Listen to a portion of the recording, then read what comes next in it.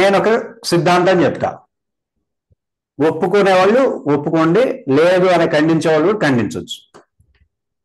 ఈ సృష్టిలో ప్రతి కార్యక్రమం, ప్రతి అంశం కేవలం ఆలోచనతోనే జరుగుతుంది.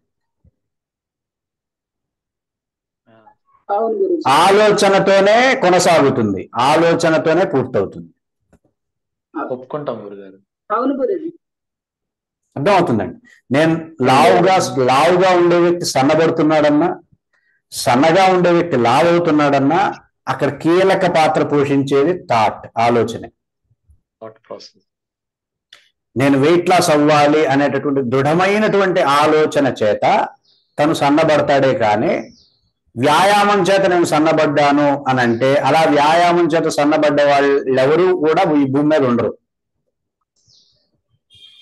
అర్థమవుతుందండి. చాలా మంది వ్యాయామాలు చేస్తారు, అందరూ సన్నబడరు. ఎవరికైతే ఆలోచన తనకి కాన్షియస్ కి కనెక్టెడ్ గా ఉంటున్నప్పుడు, ఆలోచన జనరేట్ అయినప్పుడు ఆ ఆలోచనకి శక్తి ఉంటుంది. ఆ ఆలోచన మాత్రమే భౌతికంగా మారడానికి యోగ్యత కలిగి ఉంటుంది. అర్థమవుతుందండి. అలా నువ్వు ఆలోచన జనరేట్ చేసినప్పుడు అదేం చేస్తుంది, భౌతికంగా వెళ్ళి కొంత కాస్మిక్ ఎనర్జీని జనరేట్ చేస్తుంది. అర్థమవుతుందండి. ఇప్పుడు బలమైన వాడు ఎట్లా ఉండాలి, ఆంజనేయ స్వామి పంపించాడు. ఆంజనేయ స్వామి రాముడి యొక్క థాట్ అనుకోండి, ఆలోచన అనుకోండి. ఏమైనా నువ్వు సీతను వెళ్ళి చూడు అని చెప్పారు. ఈ థాట్ వెళ్ళి ఏం చేసింది, సీతను చూసేసి ఏం చేసింది, ఒకవేళ తన వల్ల అయితే ఆ రావణ లంకను మొత్తాన్ని నాశనం చేయగలిగే వ్యవస్థ ఉంటే నాశనం చేసేది, అవునా కదా? కానీ అంత నాశనం చేయగలిగే సామర్థ్యం లేదు, కానీ ఎంతో కొంత నాశనం చేయొచ్చు అని చెప్పి ఎంతో కొంత నాశనం చేసి వచ్చింది.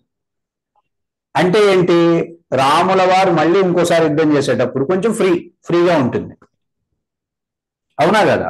ఆల్రెడీ కొంత సైన్యాన్ని లేపేసి వచ్చాం కాబట్టి అది కాస్మిక్ ఎనర్జీ అనమాట రాముడికి. ఒక బలహీనమైన ఆలోచన చేస్తే, ఒక బలహీనమైన ఆలోచన జనరేట్ అవ్వడం వల్ల మన ఎనర్జీస్ బ్లాక్ అవుతూ ఉంటాయి. రాముడు ఆంజనేయ స్వామిని పంపితే సీత విషయం తెలిసింది, యుద్ధం చేయగలిగాడు, సీతను తెచ్చుకోగలిగాడు. ఒక బలమైన ఆలోచన అన్ని పనులు చేయగలడు. అర్థమవుతుంది. నన్ను అడిగితే 75%, 80% వర్క్ ని ఒక ఆలోచన చేసేస్తుంది.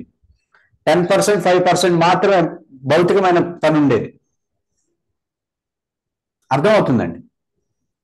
అది power, that is the power of thought అనమాట.